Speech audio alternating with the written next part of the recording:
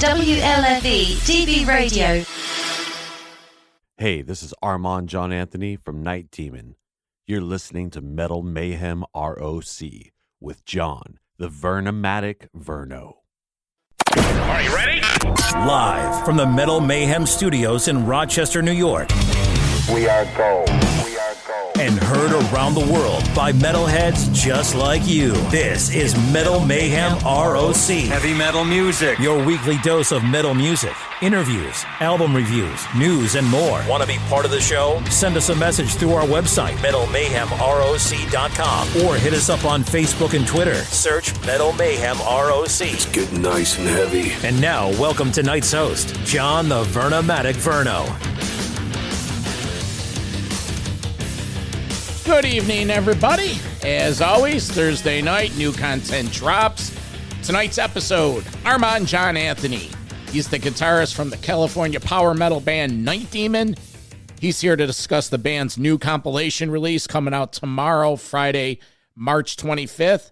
The name of the album is You're the Demon. It has all the standalone singles that the band has released in the last year plus, live songs that they've done with Uli Roth of the Scorpions fame. There's cover songs. There's a Maiden cover, Thin Lizzy cover. It's a real fun discussion. We talk about Merciful Fate, Metallica. He gives his interpretation and his love of Eddie Van Halen. So it's a good listen. Just want to remind you to visit the metalmayhemroc.com website. Now, here's the kicker, gang. As we speak, we have a brand spanking new website debuting. The tech team's putting the finishing touches on it now, so I don't even know. It may be live now. But on this website there, you'll find direct streaming links to Spotify, Apple Podcast, all the major platforms to listen to content. And also, you'll get to see what else Metal Mayhem ROC has to offer. We have live radio shows, like I do one on Monday nights on Metal Devastation Radio. It's a live interactive show. Part of my team is Metal Mark James. He's been a broadcast metal guy for about 30 plus years. He has 2 kick-ass shows on the weekends, and you'll be able to get direct links to all these shows. So it's really one-stop shopping at the new website. And also sign up for our email list. That's your way to stay in touch with us. We stay in touch with you. So exciting things here. We're celebrating our 3rd year in existence. Spring of 2019, we came aboard, and here we are. Let's get into this. Armand John Anthony, Night Demon. I'm the Vernomatic. This is Metal Mayhem ROC.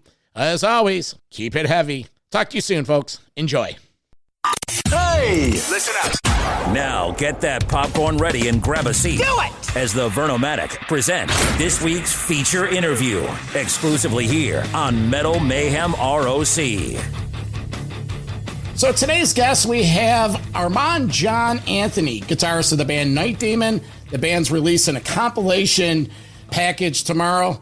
The 5 standalone singles from 2020, some live tracks, some unreleased stuff, and a little bit of this, a little bit of that. Armand, welcome to Metal Mayhem. Hey, John. The what was it? The Vernomator? Sorry. The Vernomatic. It's The Vernomatic, that's it. Vernomator, Thanks. you know, it all works. Thanks for having me. Yeah, of course. I'm in upstate New York, Rochester, New York. I'm in Ventura, California. It's hot and windy outside, so it's a beautiful day. Well, it's cold and windy here, so. Yeah. All right, so we got a new release. Tell us a little bit about the compilation. We'll dive right into it. I have notes on the original singles and then some observation on the other stuff. So stage is yours, my friend.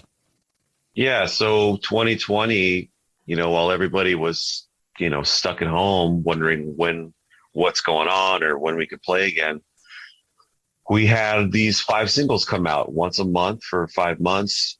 It went really well. They were really limited quantities of those 7-inch vinyls. They all sold out right away. We had that plan in the works for a while, obviously. So it wasn't like the pandemic just gave us this idea to do this. We had already had it planned. It worked out kind of good. Because if not, I don't know, we didn't have anything happening. So the compilation thing was the idea of putting all that stuff together in one place. You could obviously get the songs on all the streaming services and all that, except for the B-sides. We wanted to keep those exclusive for the records, So now we're putting it all together, did a fresh new master on it and new artwork. and I'm excited. It's cool because, you know, like I said, there's only a handful of those 7 inches out there. So for the guys that like, the people that love the collectible, the physical shit, it'll be nice to have it in one place on a 12-inch and killer artwork and all that. So now the original vinyl releases, was that a fan club thing, a record store? No, it was mostly online through our website and through, at the time we were working with the distributor, because they were all made out in Europe, because the US side of our label doesn't do any physical shit anymore. It's all digital stuff. So every time we do physical releases, it's always coming from Europe. And we actually ran into some problems with one of the Wisteria. A couple of boxes of those went missing. And so a lot of people didn't get those physical copies, which was a huge bummer. And it was a whole debacle. And there ended up being some on eBay with some guy that was selling them. People were like, hey, man, what the hell? You know, I don't know if he stole a box or this guy says, oh, I bought him at auction. You know, I don't know. I buy stuff at auctions. And like, yeah. So you know, to sell them for $50 a pop somehow, you know, like it was a little fishy, but no, it was just, it was self-released through the label through Century Media. And so I think there was about, I'm not sure if every single had 1,000 copies or around there, but man, they sold out. We didn't announce them beforehand. It's like the day of, we dropped it, released it, and whoever was paying attention that day got to get a copy, you know? That's cool. Let's see. So you got the 5 singles, original Night Demon material, but then within on this compilation, some live stuff with Uli Roth, Scorpion fame, and then Searthungle cover, a Thin Lizzy cover, and an Iron Maiden cover. Before we get into the original observations, my take, why those bands and how'd those come about, and where were they recorded live? The Maiden cover, the Wasted Years cover, that's a song that's become like a staple for us in our live show. And the fans, especially in Europe, you know, they're always looking forward to that song. You know, we close the set with that. And so we had a couple of different recordings of that, but the one we ended up using was from the recording that ended up being Live Darkness, which was in Cleveland. We saved that song. You know, we played it that night and people knew, you know, when it came out, they're like, where's Wasted Years? You know, like, we just want to save it. And plus there's, you know, logistically trying to get, you know, permission and all that kind of stuff. Plus the record, you know, was already, it's a triple vinyl and a double CD and all that. So like, let's just save that for something. Well, that's funny because on my notes of that, some of my notes, crowd was like a Maiden show. It sounded like you're in Rock in Rio. An awesome version. The guitar was spot on, and the solo was in the pocket and nice pick slide coming out of the solo. Oh, right on, man. Yeah, that's my, you know, whenever I listen to this, you know, I'm a fan, but I'm listening to it. But yeah, the one thing I've noticed about Night Demon is maybe the music has a chance to breathe, but it's the production is solid. It's right there, man. It's like you put it on and you could tell a Night Demon song. So the Wasted Years. Well, we might as well go down my list of the cover observation. Okay. That's a great song. That's an Adrian Smith song. That's a Bruce Dickinson song. You know, those two write some good shit. You know, it's just a great sing along. And also it's one of the few songs that, you know, you could pull off with one guitar player. You know, there's no harmony stuff going on. You know, it's kind of a simple song. It's kind of like one of their pop songs. I to be honest with you, when I first heard that, you know, I remember I used to work at this little restaurant that my parents owned, and my buddy used to play that album all the time. You know, Seventh Son of a Seventh Son. You know, I was kind of like, all right, I don't know. That's the album, right? That's on that album. Well, fact check. Somewhere in Time. Sorry, I'm a Maiden fan, but I'm not that crazy of a Maiden fan. Okay, that's why I'm here. Whatever. Yeah. But for some reason, that song kind of seemed like, all right, they're trying to hit the radio thing a little too much. But now that we play it, it's like I have a whole new love for it. And like, you know, it really means a lot to us as far as like, you know, the lyrical content too. It just hits home, you know? Well, it's a precursor of, like I said, Bruce Dickinson, the singer, and Adrian Smith collaborating, because on that album they did Stranger in a Strange Land, and those songs are different. And then, you know, they got together 4 or 5 years later with Roy Z when they did the whole Bruce Bruce stuff. So let's see. Let's touch base on the. Yeah. I wasn't familiar with. Believe it or not, I'm not the biggest Thin Lizzy fan, so I really didn't have any. Yeah. Hey, you know. Well, I'll admit. All right. Well, you got me on the Maiden thing. I'll get you on the Thin Lizzy thing. So yeah. Well, you know, I'm going to hear shit because a couple of the guys that host the show with me, they're big Thin Lizzy fans. And well, hey man, it's never too late to cover that band. So yeah. And then I wasn't familiar with Fast Bikes. Yeah. Well, that's a very, very, very obscure song. That came from a friend of the band's before I was in the band. This guy used to make mixtapes for the guys on cassette because he knew that they had a cassette player in the van. Okay. And he'd send them out, and on tour they would listen to these, you know, cassettes because you can never get a good radio station, and you know, so. And there was this band on there called Le Griff, and you know, there's only an EP that they did in the early '80s, and that's kind of it, you know, and they never really did anything, but this song just kind of stuck with the guys for a while. And when I joined the band, they would play it, you know, hey, check this out, you know, like yeah.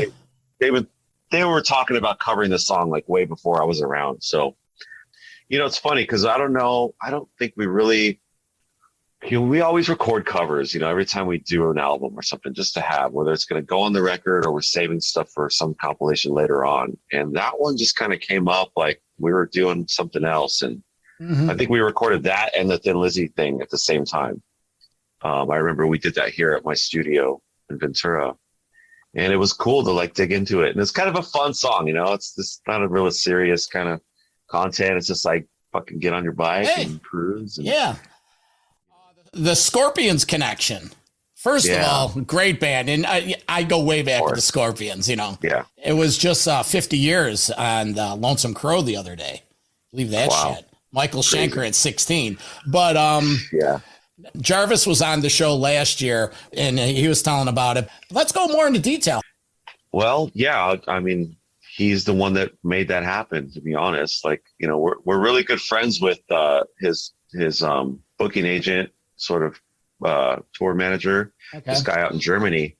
And there was some kind of thing where Jarvis hooked him up with something and really helped him out, and he kind of owed him a favor. And, you know, and jokingly, but seriously, he was like, look, you got to get me Uli. We got to do it. You know, I want Uli to play with us somewhere, sometime. So that's what I'm going to hold you to. It's like, and it's, you know, very German, like, no, this is not possible. There's no way. He doesn't play with anybody, you know, like it's Uli and his band, or that's it. You know, he doesn't do that. And, you know, he kept at it. And, you know, obviously we like said, well, you know, we'll pay him to whatever we need. Like, let's do it. We're going to do this really special show in Hamburg. It's a kind of a little festival that we started putting on over there. And it'd be amazing to do it there, you know. And so finally he agreed to it. And, but, you know, there was no communication between us and Uli at all. You know, he had never seen us. We had never met him before. So it was like basically even the week before, we weren't sure if he was going to do it, you know. The day of, it was like, we're sound checking. It's like, all right, well, can he come for sound check? No.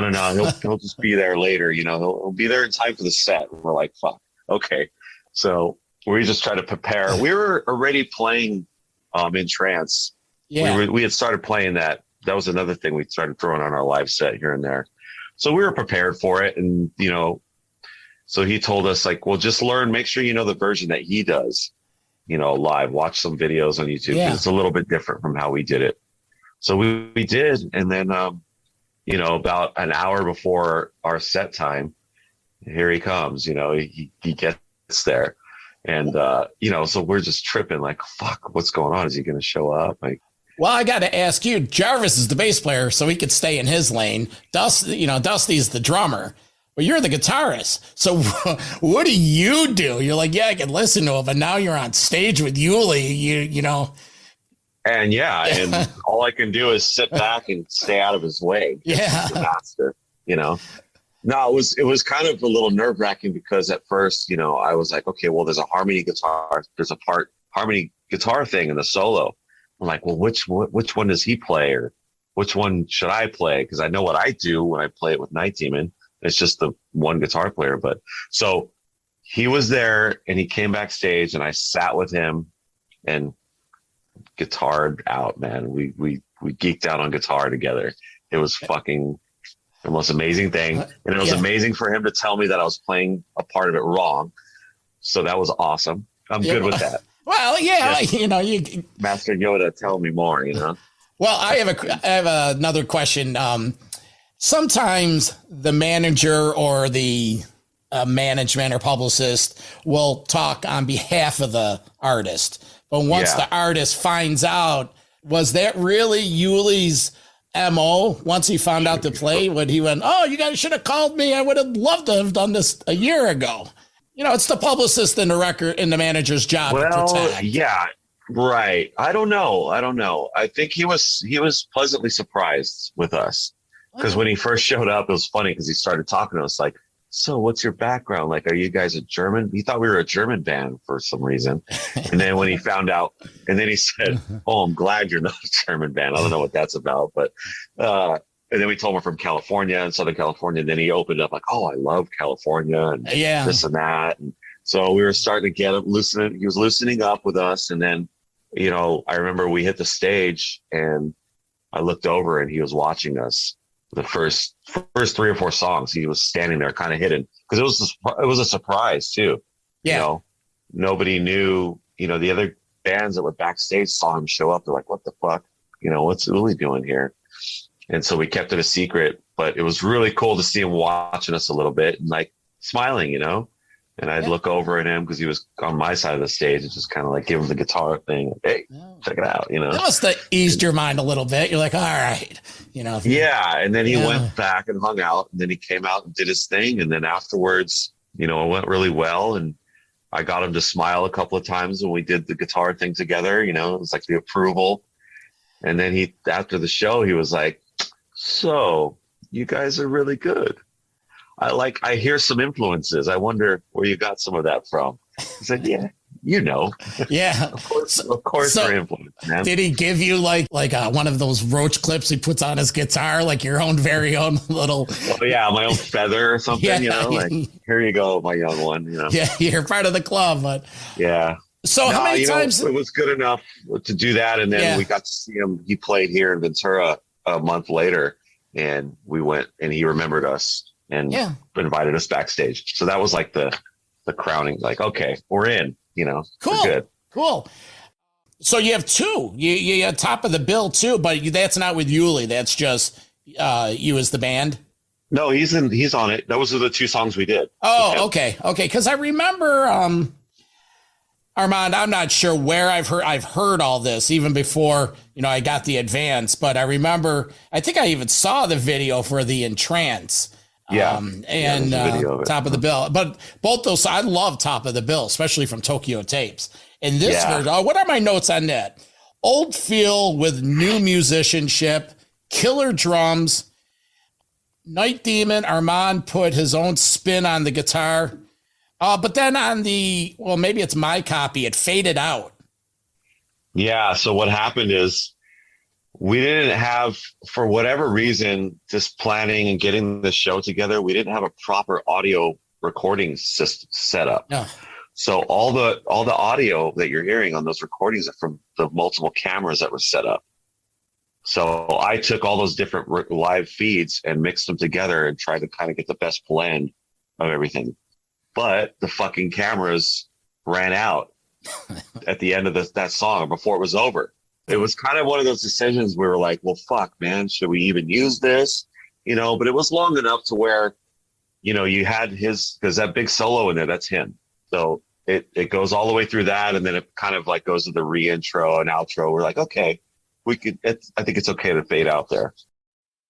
Those covers and those live tracks, that's worth admission alone. But let's talk about the Night Demon originals. Now, these are 5 standalone singles. Were they old songs that you were releasing in 2020, or are they fairly, were they like leftovers from what was the last album, 2017? What was the origins of these songs?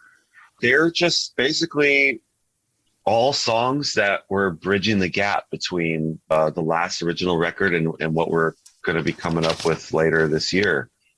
Some of them do go back a couple of years from like the initial starting writing of the riffs, and like, you know, the Empire's Fall, that song, there's like 5 different versions of that we went over here and there, different lyrical content, different riffs, arrangements. That song changed a lot.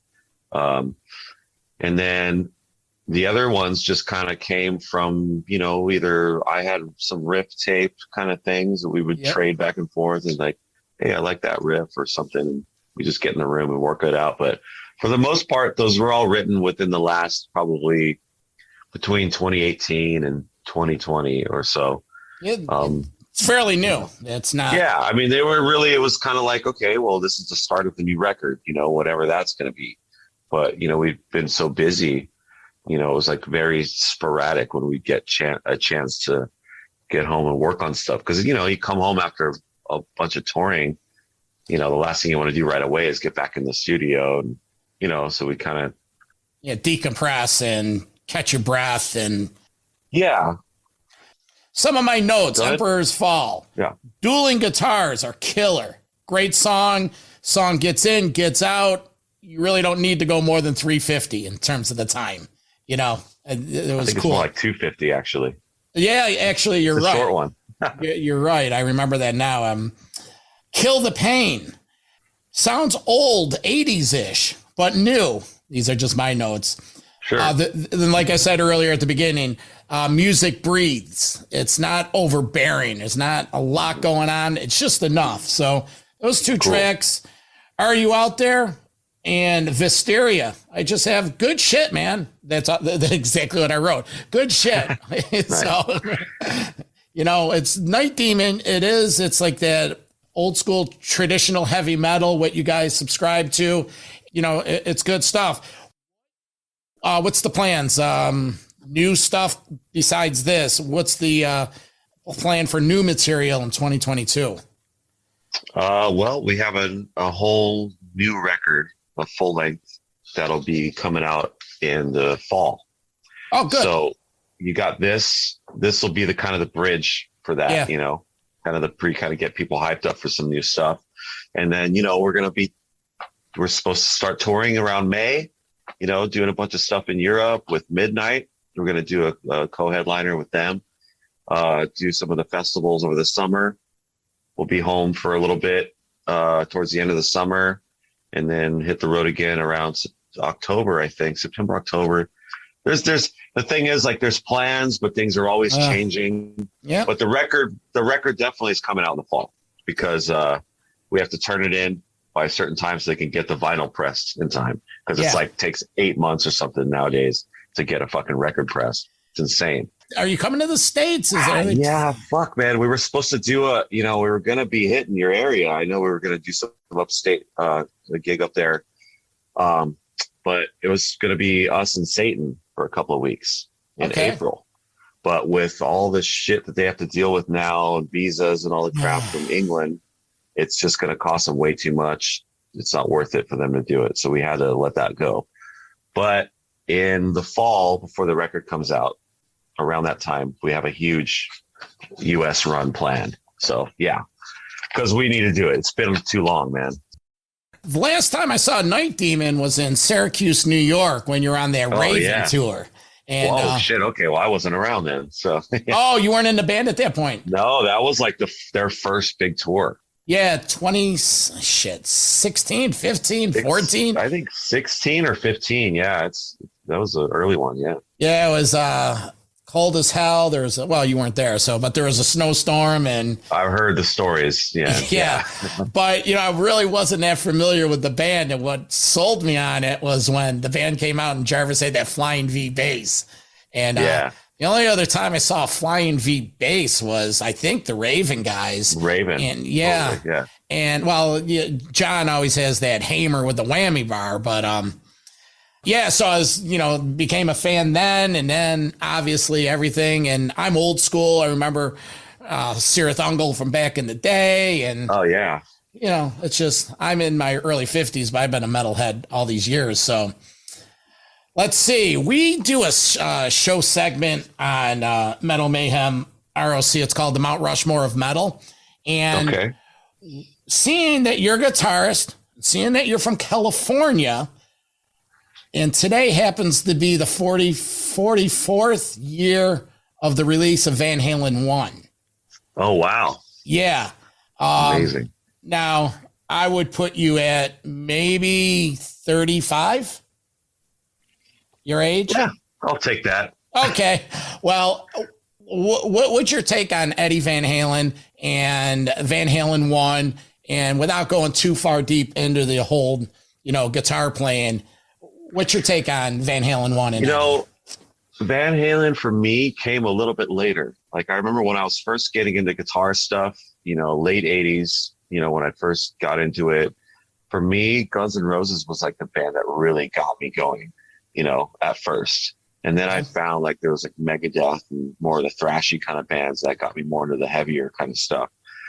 And for me, Van Halen, at that time, I looked at them as like kind of a cheesy leftover of like the hair metal thing, I always respected Eddie's playing, but some of the goofy David Lee Roth thing was like, I wanted my guys to be fucking tough and with leather and drunk and smoking cigarettes, which he did. But later on, I started to get into it because, you run out of like, okay, well, I've listened to these albums enough, and now I need to really get into the shit that everybody else is talking about and see what it's about.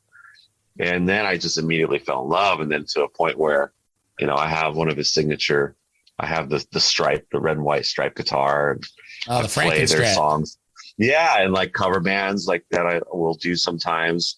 And so I've really dove into it. And yeah, the thing that I love mostly with his playing and that record is the experimentation and how he kind of created a whole new sort of playing style and how he was always tinkering with his guitars and the tones and fucking with electronics and the amps. Like I'm into that, Oh yeah. He's that kind of thing. So, and then when I realized like when that album came out and what else was going on, I had a whole new, love for it and respect, cause shit, that was late 77. 78, but yeah, you're right. And I asked you that because he holds a couple patents on technical stuff and those amps and all the stuff that he does. I don't know if you're going to be able to see this, Armand, but yeah, fuck, it's great. It's 1980, and that's how cool David Lee Roth was. Is he sitting on the amps, or is he actually in the air? No, he's sitting on the amps. This was the 1980 Invasion tour. And it's so awesome. Dave, now granted, he is silly and all that, but he comes from a time when he was the shit. He used to be cool. Oh, no, I agree. I'm all into it now. I'm sold. I'll take Dave over fucking Sammy any day. Oh, well, that's Van Halen. Sammy's a better singer, technically, but Dave's a front man. And Van Halen is that mixture, that play between him and Eddie, and fucking that cool, really great stage presence thing that nobody has anymore. No, it's too bad because from a lost time, when we were growing up, it was it, and the golden age. That's what we call the golden age. So yeah, because so think about like when I was learning guitar, the big what it was 88, 89. So the Van Halen stuff that was the Hagar stuff. So that's what I was hearing on the radio, and I was like keyboards, and I was like, I wasn't exposed to the early stuff. There was radio. That's it at that time. And whatever they played is what they played, and that's what you heard. Well, let's see. You grew up in Ventura, California. Southern California. I grew up a little more close around LA when I was around that age. We're only an hour. It's only an hour away, Ventura. But the Bay Area scene back in 87, 88, that was completely different than Sunset Strip 87, 88. Were you on the Exodus side of things, or were you on the Faster Pussycat side of things? Oh, definitely the Exodus side. Okay, cool, cool. Even though, like I said, I did Guns N' Roses was huge for me, and they were the Sunset bands, but they had a harder edge than all those other bands. They were different. GNR was, you know. Yeah. Finding Metallica and all that, that's how I heard about all the other, the Bay kind of scene and all that, got into that world and everything. So. What's your take on Metallica? I got into them on Kill 'Em All when it came out. I'm up here in Rochester, New York, and they recorded the first album here. We've done specials here. I've done interviews with second chair engineers that did the album. I know guys that hung out with Metallica. I've seen pictures. The pipeline in Rochester goes way deep. That Megaforce pipeline with Anthrax and Overkill, Testament. They are all up here. And so we have a rich history.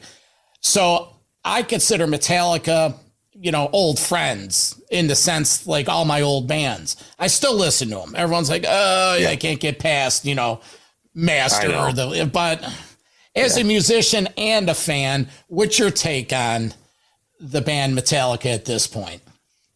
Well, that's, number two or fighting for the number one slot for me growing up with GNR and Megadeth and all those kind of bands. So no, I think probably my first exposure to them was like the Black Album and stuff like that, just because of my age and what I saw on TV. And I was reading all the guitar mags at the time, and they were always in there. And I was looking at these albums, Ride the Lightning, Kill 'Em All. I think for me, the first album I got was Ride the Lightning, and it's always my favorite to this day. Like, that's my favorite fucking record, man.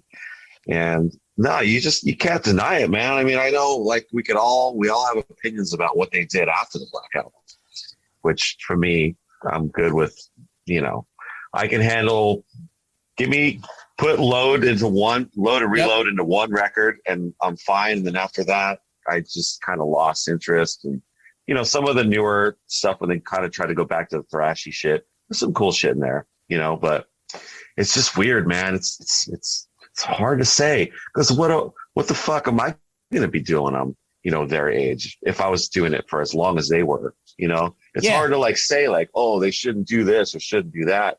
It's like, dude, be in those shoes, been a band for 40 plus years and your only band, it's crazy that James and Lars and I guess, Kirk was in Exodus before, but that was their only band forever.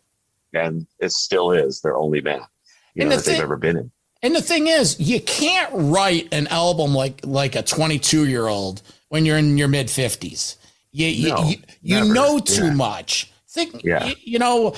Each of those early albums, those were their ceilings. The progression from Kill 'Em All to Ride to Master. And unfortunately, after Cliff went, today's Cliff Burton's 60th birthday.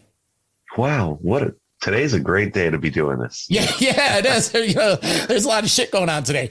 So that era of Metallica, unfortunately, died with Cliff because of the yin with the yang, and then you had And Justice for All, and then they had to do the Black Album. I think they're a great band. I still think they're a great band. I still love Iron Maiden. I'm open to new material on bands. So yeah.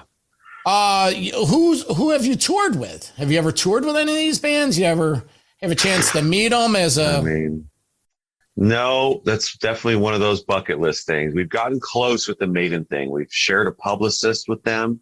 Okay. Nico McBrain has been handed our album by a friend of ours, when he met him. And we have this song Made in Hell, which is all the lyrics are based off of Iron Maiden's song titles. All right. So if you don't know that one, check that out. Made in Hell? Made in Hell, like Maiden, spelled Maiden, Hell. It's on Darkness Remains. Okay, cool. And so, but with the Metallica camp and all that, I mean, man, like, look, we're disappointed every time we see them go on tour, and it's like, fucking, what's the Baby Zeppelin band that's out there? Greta Van Fleet or something, We're like, we went, actually, Jarvis and I went to San Francisco for their 40th anniversary shows. You saw some of those shows? Yeah, we saw both of them. We were there. But, they had a fucking DJ open up the set every night. And we're like, what? you know? And yeah, he was playing kind of some metal, but doing like mixing in beats and this and that. And we're just like, we're right here, man. We could go up and play 40 minutes real quick. Just let us do our thing, you know? Like, I don't know, or bring fucking Raven up or bring Satan with you guys, you know? If, you know, James has been seen wearing a like a battle vest and he's got Satan's fucking logo and Raven. Well, why don't you guys bring those guys out, man, and expose them to these people, these new audiences that probably don't know about your past. It's not like they need any band to bring an audience for them, you know? It's like, and you're right. If they brought, you know, if they brought like a legendary band, like an Overkill, a Raven or something. Diamond Head. I mean, come on, you know. Those bands have roots, and these kids, these young kids, you know, they've read all the stories. You know, Armand, the interesting thing, you know, like when in Metallica in concert, and James will say, he'll have that little speech. How many of you, this is your first Metallica show? And you hear the roar. And in this band, there's people that actually, there's chapters of fans that don't like anything pre-Black Album. You know, they don't like anything pre-Load. And, you know, the old gray hairs are like, fuck that. But it's true.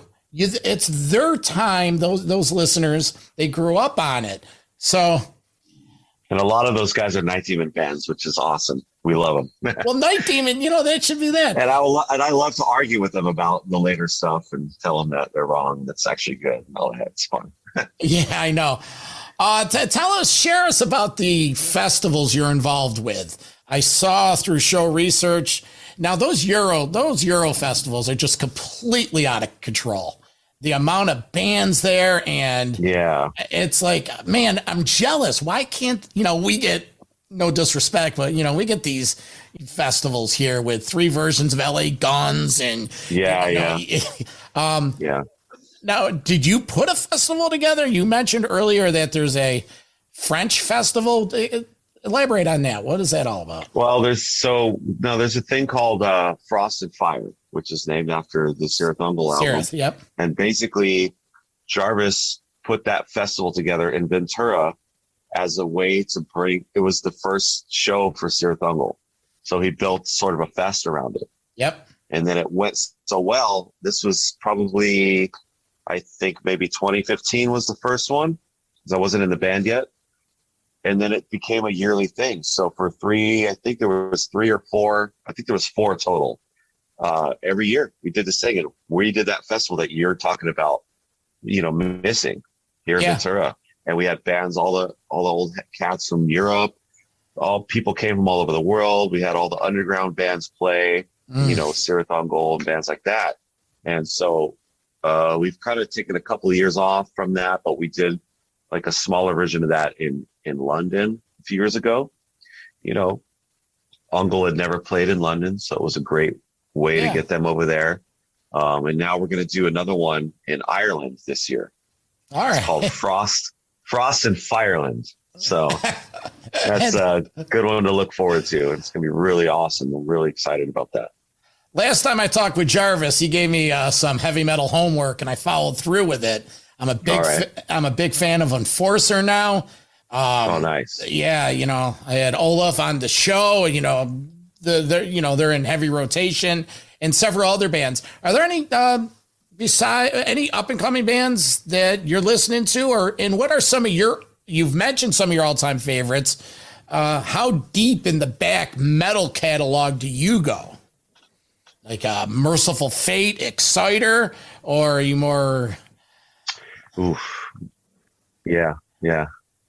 I don't know, man. I'm kind of like, for me, I've got Thin Lizzy, like going deep into that kind of stuff, more the 70s stuff. You know what I mean? Yeah. I feel like for me that the 80s thrash, I've got it covered with, you know, Megadeth and fucking all those kind of bands. You know what I mean? Like those are the top of the heap there. And like, I don't, you know, it's funny. I don't search stuff out as much because, you know, my other gig here is recording bands. So I'm constantly working with people here, and I'm constantly listening to what I'm working on. I don't have enough time. I don't have any time to listen to music anymore. Unless I'm traveling that's when I get into shit. I'm like, Jarvis, send me some stuff, you know, I'm like, because he's really good at like with the underground stuff, and he'll let me know, hey, check this out and all that. But one of the newer bands that I love that I've worked with a few times is Bewitcher. Okay, I've heard of them. Yeah, I did their last 2 records, and so you know that was kind of like close to my heart. And just love those guys. They got the 3-piece thing, you know, like us, and powerful, and you know. One of my notes, and I didn't say it when I went through this on Kill the Pain, I said, sounds a little bit like Spirit Adrift. Are you familiar? Are you familiar with Spirit Adrift? No, but that's a Thin Lizzy song. So Spirit Adrift? Yeah, I'm pretty sure. Well, they're from Arizona. They've had like 4 or 5 albums. Last year's Enlightened in Eternity. Nate Garrison, multi-instrumentalist. It's a great band. They subscribe to the same formula. That's why I made the connection. I'm like, hey, it sounds like Spirit. And, all right, you know, it's a compliment, but I didn't know if you followed up on that. It's good that I can say no to that, because then it's like, well, then it came out of just natural coincidence that it's a, you know what I mean? Sound of things. But I'll put that in my list now. Thank you for that. And you didn't answer on Merciful Fate. Yeah.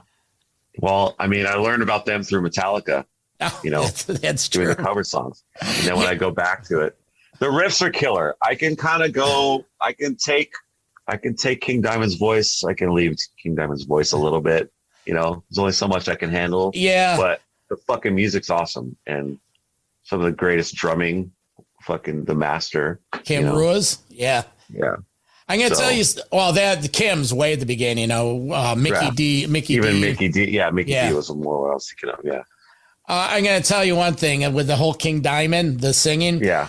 I got into Merciful Fate when the demo came out, and Melissa and Don't Break the Oath, and not bragging, but you know, we saw those tours, and it's different as King Diamond went solo, and it did. The vocals got a little different, but that early stuff with Michael Denner and Hank Sherman and Kim Ruiz and King and Timmy Grabber, the late Timmy Grabber, that stuff is just, it's worth revisiting if you didn't really get into it. Okay, yeah.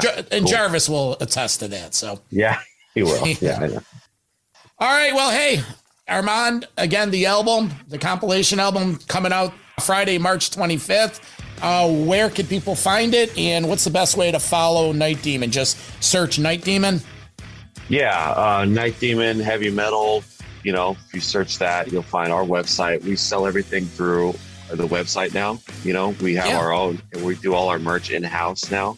Oh, so good. You're not going to run into, you know, shipping delays and, you know, losing shit anymore.